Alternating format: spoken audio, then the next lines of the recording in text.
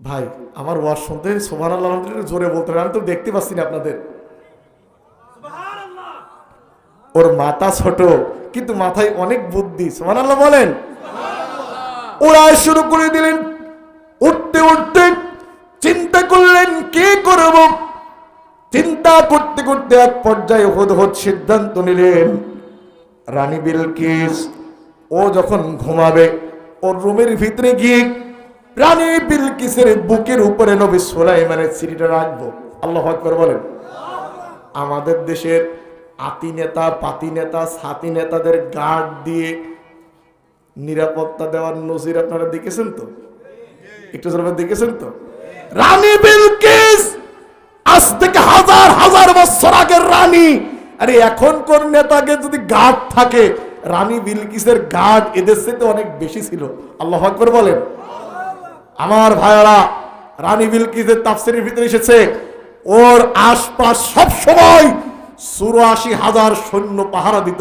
আল্লাহু আকবার বলেন।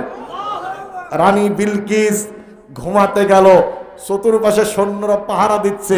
দুপুর বেলা হুদহুদ পাখি চিন্তা করলো আমি চিঠিটা রানীর বুকের উপর রাখবো, আস্তে করে উড়ে যে, আরে এ তো মানুষ না।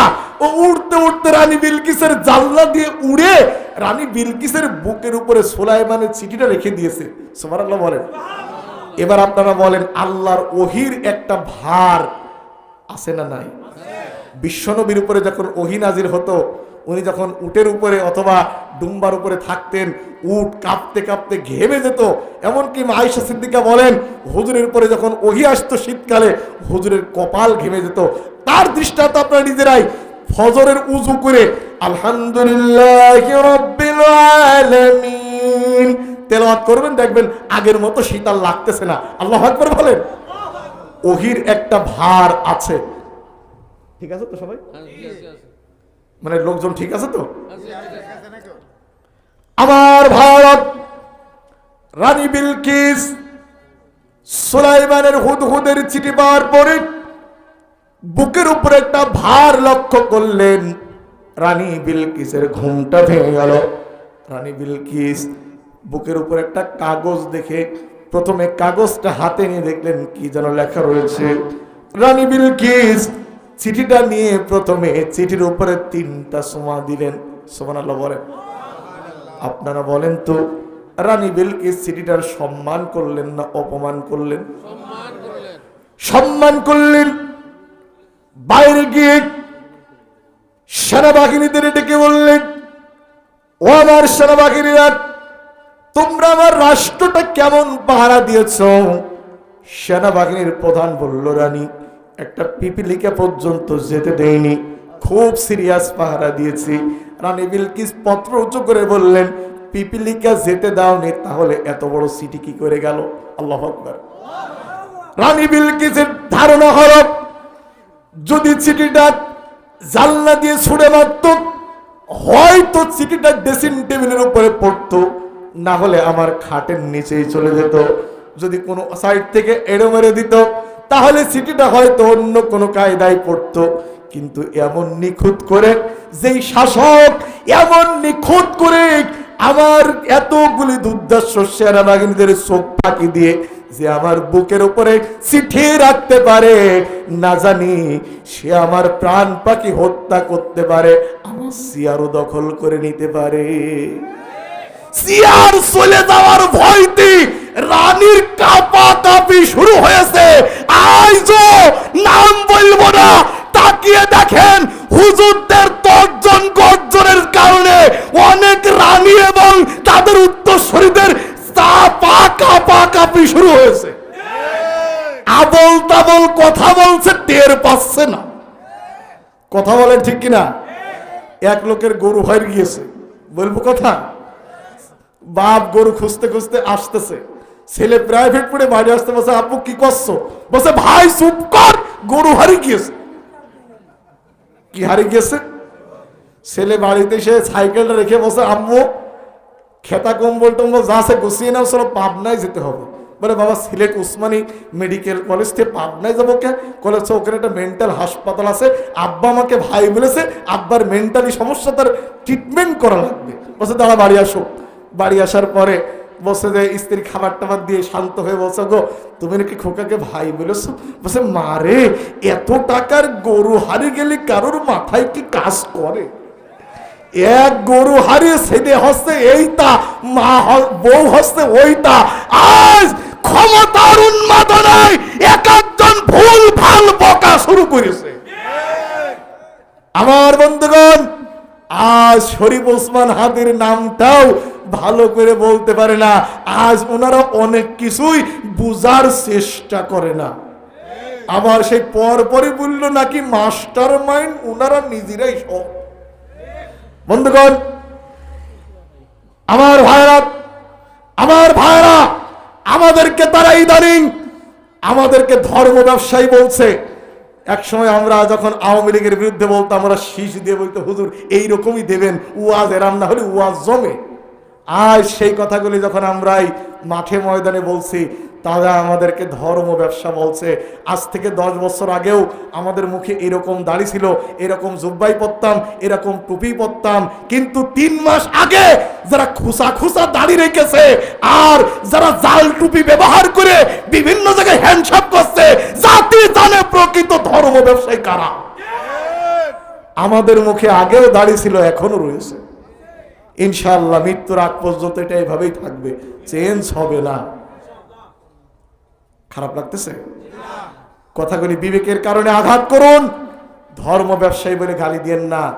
কেউ যদি ধর্ম ব্যবসায়ী না হয়, তাকে যদি আপনি এটা যদি করেন, তাহলে আপনারা বলছেন যে অমুক জান্নাতের টিকিট দিচ্ছে। আরে ভাই, অমুক জান্নাতের টিকিট দিচ্ছে, তুমি তো ফ্যামিলি কার্ড বিক্রি করছো। এইসব হাবিজাবি কথা বলে কান ভারী করার না। তুমিও ভাই, আমিও ভাই। আসলে আমরা কোরআনের জন্য এইসব আমরা সবাই এক হয়ে যাই। রাজা আছি তো ইনশাল্লাহ? আর একটু রাজা আছি তো ইনশাল্লাহ? হুদহুদ পাখি চিঠি দিয়েছে, জোরে বলেন কোন রানীর কাছে? কত বাজে এখন? 12টাই প্রায়। ও ভাই, ওয়াজে তো তারিখ পার করা যাবে না। ওয়াজের তারিখ পার করা যাবে না? আরে কি চলবে? ওয়াজ চলবে। তাই ওয়াজ যদি ভাইরা শুনতো, আমাকে 10টার পরই নিয়ে আসতো। এই এখন রাত 12টার সময় সে কালকে ফজরের নামাজ কাজা হলি এইসব দেবে কিনা?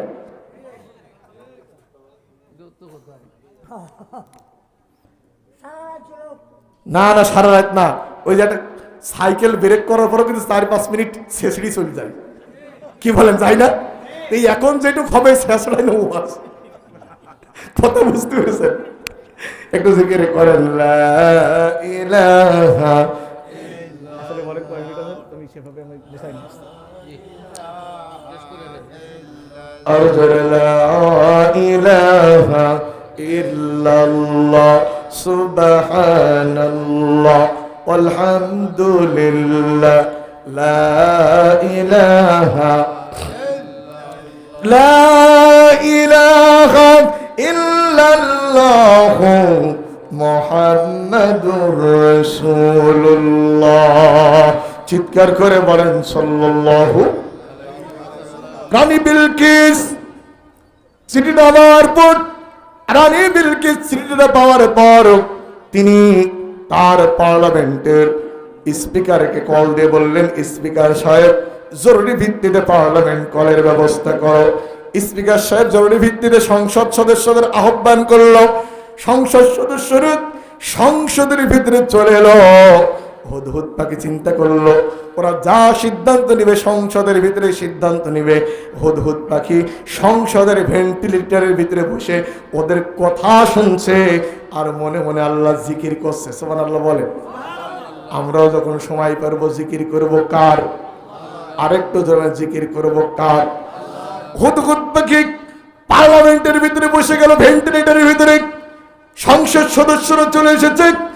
এবার সংসদ সদস্যরা বলছে, রানী বিলকিস কেন জরুরি ভিত্তিতে আমাদেরকে আহ্বান করলেন, কারণটা কি? রানী বিলকিস বললেন, ক্বালাত ইয়া আইয়ুহাল মালাউ ইন্নী উলকিয়া ইলাইয়া কিতাবুন কারীম। জোরে বলেন আল্লাহু আকবার। ও আমার পার্লামেন্টের সদস্যরা, ও আমার পার্লামেন্টের সদস্যরা, আমার কাছে একটা সম্মানিত চিঠি এসেছে। কোথার থেকে আসলো চিঠি, কে পাঠালো চিঠি? রানী বিলকিস বলছে তেমন কোনো নাম ঠিকানা নাই। চিঠির লেখা রয়েছে ইন্নাহু মিন সুলাইমান ওয়া ইন্নাহু বিসমিল্লাহির রহমানির রহিম আল্লা তাআলু আলাইয়া ওয়াতুনি মুসলিমিন। জোরে বলেন আল্লাহু আকবার। চিঠির ভিতরে তেমন কিছু লেখা নাই। চিঠির লেখা রয়েছে ইন্নাহু মিন সুলাইমান। এই চিঠি এসেছে সুলাইমানের পক্ষ হতে। ইন্নাহু বিসমিল্লাহির রহমানির রহিম, নিশ্চয় আল্লাহর নামে শুরু। আল্লাহ তাআলা আলাইয়া ওয়া আতুনি মুসলিমিন। ও রানী, তুমি এই চিঠি পাওয়ার পরে দ্রুত তুমি ইসলাম কবুল করে চলে আসো। আল্লাহু আকবার বলেন, আরেকটু জোরে বলেন আল্লাহু আকবার। আপনারা বলেন তো এটা অনুরোধ না হুমকি? হুমকি। তুমি দ্রুত ইসলাম কবুল করো। এইবার রানী বিলকিস বলছে ক্বালাত ইয়া আইয়ুহাল মালাউ আফতুনি ফি আমরি মা কুনতু কাতিআতান আমরান হাত্তা তাশহাদুন। ও আমার পার্লামেন্টের সদস্যরা, তোমরা বলো এই চিঠি পাওয়ার পরে আমি এখন কি করতে পারি? এবার রানী বিলকিস তার নেতাদের কাছে পরামর্শ চাইলো, তোমরা বলো এখন আমি কি করতে পারি? নেতারা বলল ক্বালু নাহনু উলু কুওয়াতিন ওয়া উলু বাসিন শাদীদ। রানী, আমরা খুব শক্তিশালী। আপনি ইচ্ছা করলে যুদ্ধও করতে পারেন, আপনি ইচ্ছা করলে দ্বিরাষ্ট্রিক বৈঠকও করতে পারেন। আমরা খুব শক্তিশালী। শক্তির বড়াই করেছিল রানী বিলকিসের সেনাবাহিনীর লোক। আমাদের সমাজেও কিছু কিছু শক্তির বড়াই করা লোক আরেকটু জোরে বলেন আছে না নাই? নেতারা যা করে, কিছু কিছু সামসারা কিন্তু অতি উৎসাহী হয়ে বেশি করে। নেতার চাইতে সামসার পাওয়ার দেখাতে চাই একটু বেশি। বাঁশের চাইতে কুঞ্চি শক্ত হলি ও ঝাড় তো টেকে না। মুরব্বী কি বলছে? ও আচ্ছা আচ্ছা আচ্ছা, হ্যাঁ ঠিক আছে, উনি যেটা বলেছে সেটা। তো যাই হোক, আমি বলতেছিলাম বাঁশের চাইতে যদি কুঞ্চি শক্ত হয় তাহলে কি সে বাঁশ কি টিকবে? আরেকটা টিকবে? আমার বন্ধুগণ, এক নেতার